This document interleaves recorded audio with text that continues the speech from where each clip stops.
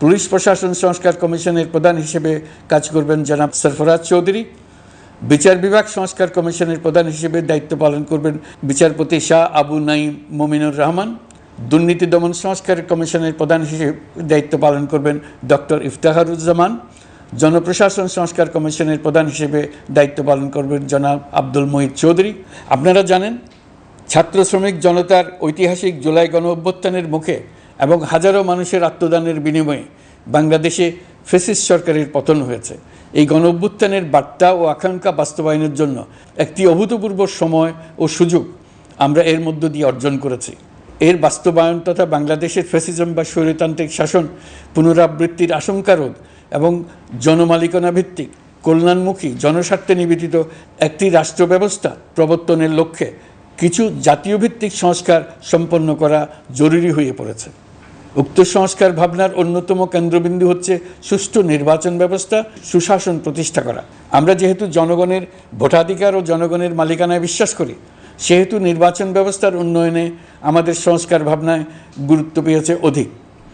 আমরা মনে করি নির্বাচনের নামে সংখ্যাগরিষ্ঠতার একাধিপত্য ও দুঃশাসন মানুষের উপর চাপিয়ে দেওয়া বা এর মাধ্যমে এক ব্যক্তি বা এক পরিবার বা কোনো গোষ্ঠীর কাছে সকল ক্ষমতা কুক্ষিগত করে রাখার কোনো ক্রমেই গ্রহণযোগ্য নয়।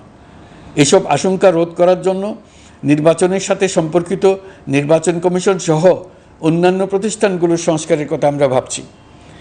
নির্বাচন ব্যবস্থার সাথে সম্পর্কিত প্রতিষ্ঠান হিসেবে পুলিশ প্রশাসন, জনপ্রশাসন, বিচার প্রশাসন, দুর্নীতি দমন কমিশন এই 4টি প্রতিষ্ঠানের সংস্কার করা সুষ্ঠু ও অবাধ নির্বাচনের জন্য অপরিহার্য। এসব প্রতিষ্ঠানের সংস্কার জনমালিকানা ভিত্তিক, জবাবদিহিমূলক এবং কল্যাণমূলক রাষ্ট্র ব্যবস্থা প্রতিষ্ঠায় অবদান রাখবে বলে আমি বিশ্বাস করি। এর পাশাপাশি সমাজের সকল স্তরের মানুষের প্রতিনিধিত্ব ও স্বার্থ নিশ্চিত করার জন্য এবং জুলাই গণ অভ্যুত্থানের বার্তাকে প্রতিফলিত করার জন্য সাংবিধানিক সংস্কারের প্রয়োজন আমরা অনুভব করছি। এসব বিষয়ে সংস্কার করার প্রাথমিক পদক্ষেপ হিসেবে আমরা প্রাথমিকভাবে 6টি কমিশন গঠন করার সিদ্ধান্ত নিয়েছি। এসব কমিশনের কাজ পরিচালনার জন্য বিষয়ভিত্তিক অভিজ্ঞতা বিবেচনা করে 6 জন বিশিষ্ট নাগরিকের নেতৃত্বে এই কমিশনগুলো পরিচালনা করার দায়িত্ব দিয়েছি।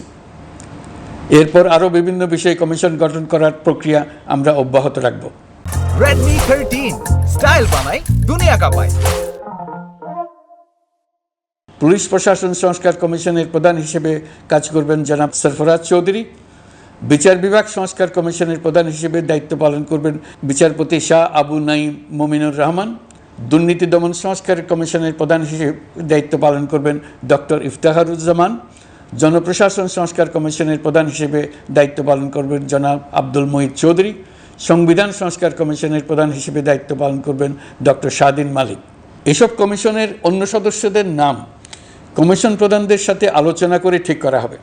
কমিশনগুলোর আলোচনা ও পরামর্শ সভায় উপদেষ্টা পরিষদের সদস্য, ছাত্র, শ্রমিক জনতা আন্দোলনের প্রতিনিধি, নাগরিক সমাজ ও রাজনৈতিক দলের প্রতিনিধিরা উপস্থিত থাকবেন।